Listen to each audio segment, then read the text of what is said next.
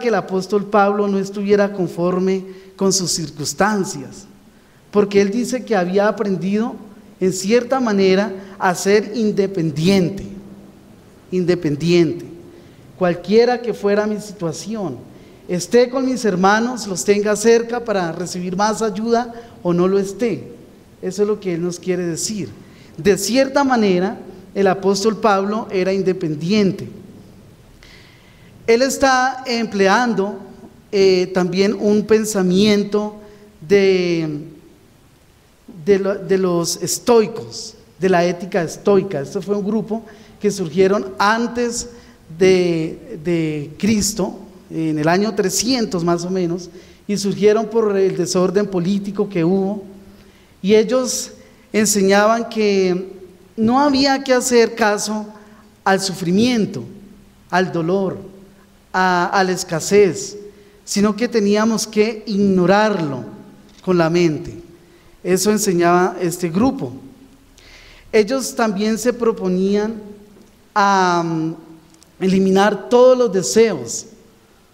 O sea, si había sufrimiento, hacían caso omiso y en la mente decían, no tengo por qué sufrir, no tengo ese dolor, y lo ignoraban. Eso era lo que enseñaban ellos.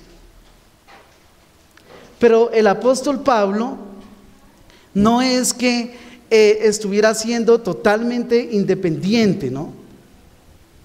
Sino que él era dependiente de Dios. Los estoicos, ellos enseñaban que uno tenía que ser totalmente independiente como persona y cumplir sus deseos, aunque le dieran 10 garrotazos al mismo tiempo, no sentir dolor, no, estoy bien, ignorarlo.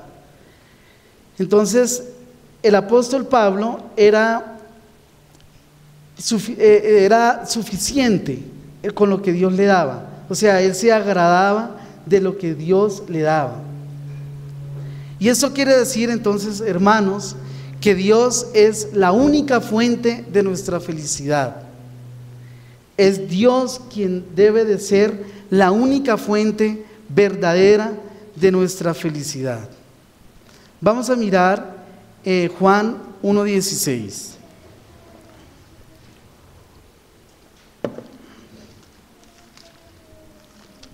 Juan 1:16. Si algún hermano o hermana, por favor, que lo quiera leer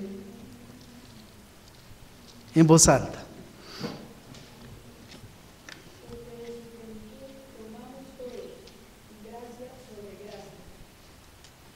Bien, entonces una pregunta en cuanto a este texto, Juan 1:16.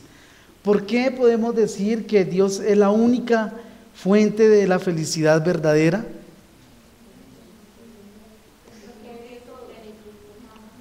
Exacto, ¿cierto? Juan escribió, de su plenitud recibimos todos, y gracia sobre gracia. Entonces, como Dios es el que nos da todo, Dios es suficiente, Dios es independiente, nosotros dependemos de Dios. Entonces, ¿qué debemos hacer los creyentes? Estar agradecidos, ¿cierto? Como dice la hermana, estar felices, porque aun cuando tengamos poco de lo que este mundo ofrece, tenemos las bendiciones espirituales de Dios. No quiero decir con esto que los ricos no se puedan gozar espiritualmente, ¿no? De ninguna manera. Si lo tienen, bien. Si Dios les ha dado las riquezas, bien. Pero si no hay la felicidad verdadera en sus corazones, de nada les sirve lo que tienen, ¿cierto? En Dios solamente podemos gozar de la felicidad verdadera. En Cristo nosotros tenemos todas las cosas que necesitamos. Entonces, esta felicidad cristiana es a veces llamada el contentamiento. Vamos a mirar primera de Timoteo, capítulo 6, versículos 6 al 9. Por favor, todos en primera de Timoteo 6, 6 al 9.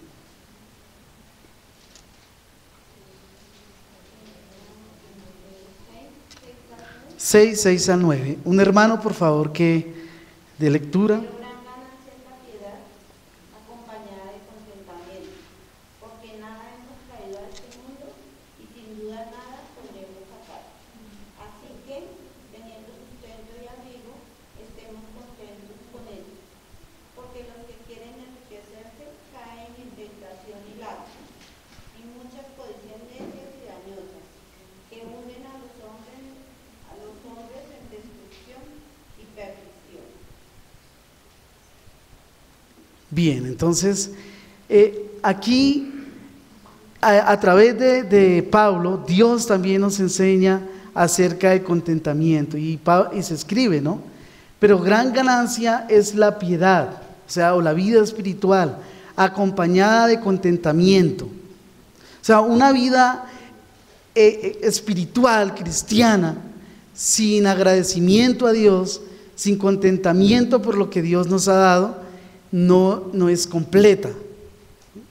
¿Por qué? Porque nada hemos traído a este mundo y sin duda nada podemos sacar. Así que, teniendo sustento y abrigo, estemos contentos con esto. ¿De dónde entonces proviene la felicidad? De Dios, ¿cierto? Viene de Dios. Dios es el que nos da el gozo. Dios es el que nos da la salvación, los bienes espirituales. Y entonces nosotros podemos dar gracias a Dios, estar contentos con lo que Él nos da cada día. La primera cosa que podemos decir acerca de la felicidad cristiana es que proviene de dentro. De dentro. Vamos a mirar Salmo 62:5, un ejemplo para esta premisa. Salmo 62:5.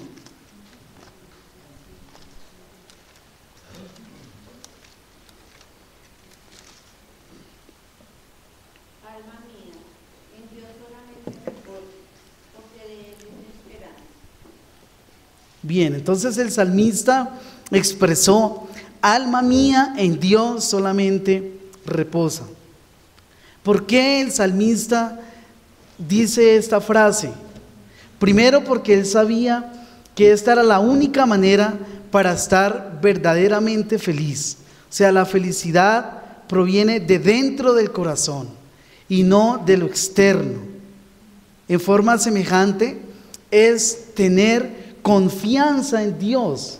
Esta felicidad proviene de dentro del cristiano y afecta y debe afectar la totalidad del ser. En esto podemos, hermanos, reflexionar que el corazón que no tiene paz y que no se goza en la felicidad del Evangelio está en una condición espiritual peligrosísima. Porque el salmista lo dijo, ¿no? Alma mía, en Dios solamente reposa. O sea, su felicidad, su gozo, su contentamiento estaba en Dios. David también sabía que Dios estaba controlando todo. Y aunque sabía que Dios estaba controlando todo, cayó en depresión en un momento, porque no dejó que la verdad afectara su manera de pensar. Salmo 42:5. Miremos Salmo 42:5.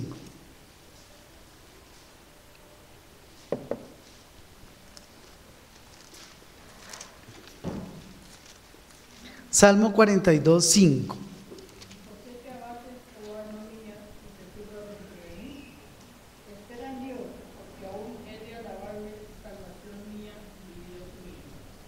Bien, entonces ahí encontramos a David afectado, ¿cierto?, por la depresión, por el desespero, y por eso se hace esta pregunta. Igual como David, nosotros tenemos que fijar nuestros corazones en la felicidad que comienza dentro y nos hace completamente felices. O sea, ese es un trabajo en que nosotros tenemos que conocer más y más a Dios para que brote en nuestros corazones una felicidad verdadera. La felicidad verdadera proviene de Dios y viene entonces de dentro del corazón del hombre. Como todo en la vida, hermanos, todo no es color de rosa, ¿no? Existen errores muy comunes sobre la manera de conseguir la felicidad. Entonces vamos a pensar en uno de ellos por el momento. Es un error suponer que nuestra condición y grandeza pueden dar felicidad. Ese sería uno de los grandes errores, suponer que nuestra condición y grandeza pueden dar felicidad. ¿En dónde vemos esto? ¿En qué podríamos tomar un ejemplo para esto? En las riquezas, sí, y podríamos relacionarlos también con los reyes y los gobernantes, ¿cierto? Con los títulos, por ejemplo, como dice la hermana también. Los reyes y los gobernantes, por ejemplo, de este mundo, no son necesariamente hombres felices. Uno dice, uy, no, pues es que llegar allá de presidente, eso es lo máximo y ahí se encuentra la felicidad, la riqueza, el honor, la grandeza, ¿cierto? Pero cuando uno termina, por ejemplo, Álvaro Uribe Vélez, terminó sus primeros 4 años y entró con el cabello negro y salió canoso, ¿cierto? No sé si se lo mandaría a pintar, ¿no? Pero esa es una una señal de que en esto no hay felicidad, no hay completa felicidad, en el honor, en la grandeza, ¿cierto? Alguien dijo, hablando de los gobernadores, de los reyes, estos son esclavos que trabajan en cadenas de oro, y la libertad real de los tales es menor que la de un ciudadano promedio. Quiere decir que la carga que estos hombres tienen, la responsabilidad, es pesada sobre ellos, ¿cierto? El emperador romano Antonio también solía decir con frecuencia, el poder imperial es un océano de miserias. También cuando la reina Isabel I oyó a una lechera que cantaba una canción en la que se expresaba el deseo de ella haber sido reina o de haber podido ser reina, la soberana suspiró con las palabras del poeta y dijo, inquieta yace la cabeza debajo de la corona. O sea que no hay esperanza en suponer que en una buena condición o en un estrato social y de grandeza podemos encontrar la felicidad. Eso no nos garantiza, ¿cierto? No nos garantiza de ninguna manera encontrar la verdadera felicidad. También es un error, pues esto se desprende de lo anterior, es un error suponer que solo las riquezas pueden darnos felicidad.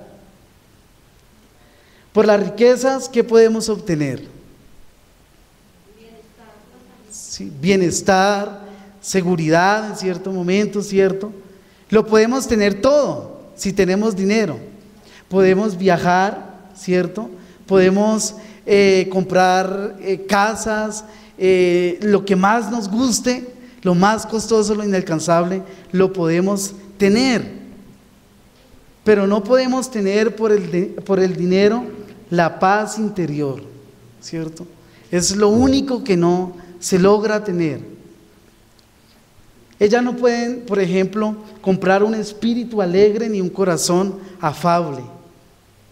La obtención y la conservación de las riquezas implica inquietud, sosiego, no hay paz para uno. Por eso, como leíamos en 1 Timoteo 6, 9 al 11, podemos decir que contentamiento significa suficiencia en uno mismo. Y la palabra contentamiento fue empleada por filósofos estoicos, como decíamos, para describir a una persona que no se inmuta por las circunstancias externas. Los cristianos, hermanos, debemos estar satisfechos, contentos, ¿cierto? Y suficientes, pero ¿en quién? En Dios, ¿cierto? Y en Cristo. Por las riquezas espirituales que Él nos ha dado, no suficientes en nosotros mismos, no suficientes en nuestras capacidades, ¿cierto? Y también los cristianos, como reflexión, en esa suficiencia debemos actuar sin sentir la necesidad de buscar más de lo que Dios nos ha dado. Vamos a leer 2 de Corintios, capítulo 3, versículo 5. 2 de Corintios 3, 5.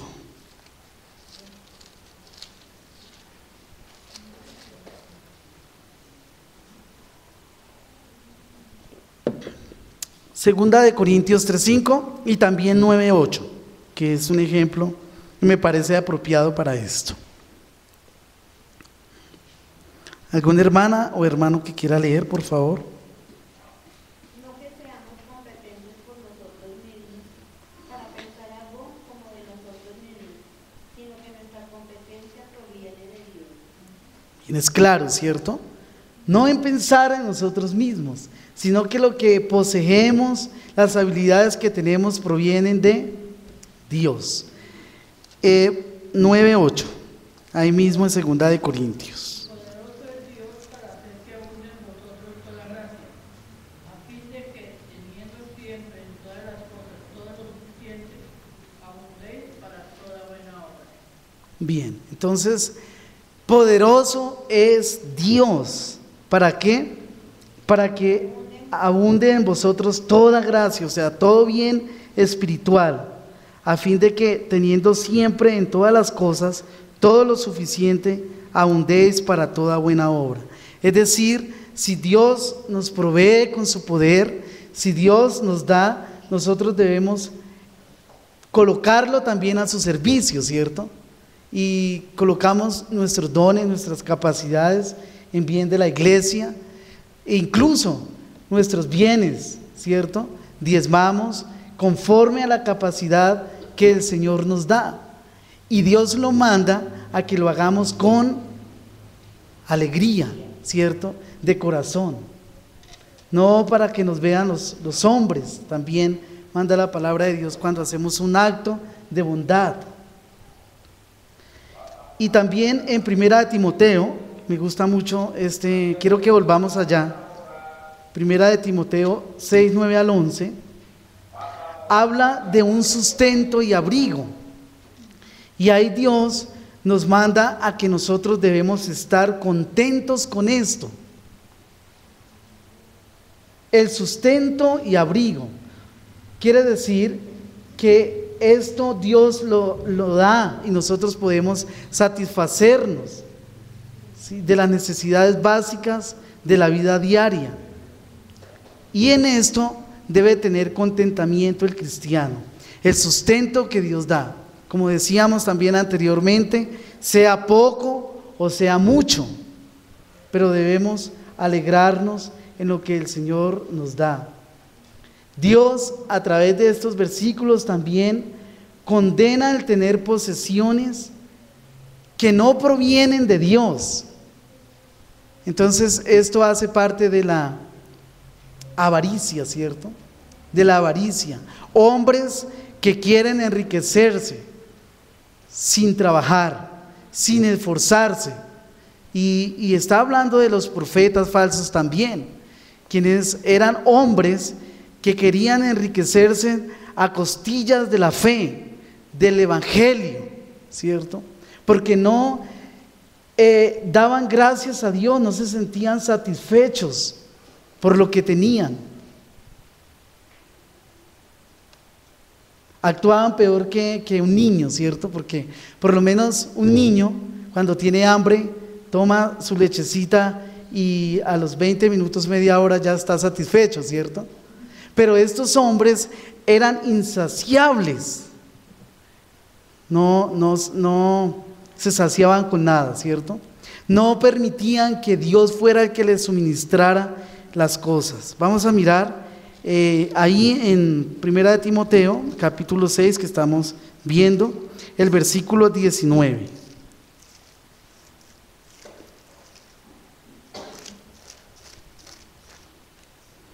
atesorando para sí buen fundamento para los porvenidos, que echen mano en la vida eterna. Bien, entonces, el deseo egoísta hace que nosotros nos convirtamos en esclavos del dinero, ¿cierto? Y entonces ahí viene el resultado. ¿Cuál es el resultado? Una falta de contentamiento. No hay contentamiento en nuestro corazón. Y por eso también dice la palabra de Dios ahí, los que quieren enriquecerse, ¿en qué caen? En tentación, ¿cierto? Caen en pecado, caen en lo más profundo de la avaricia. Quieren tener más y más y más.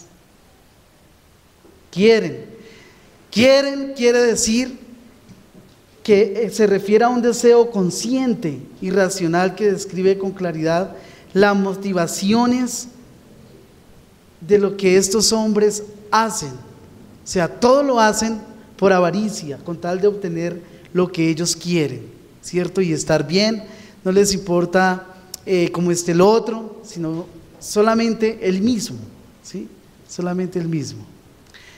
Bien, hermanos, no sé si hayan preguntas o algún comentario, alguna idea para terminar.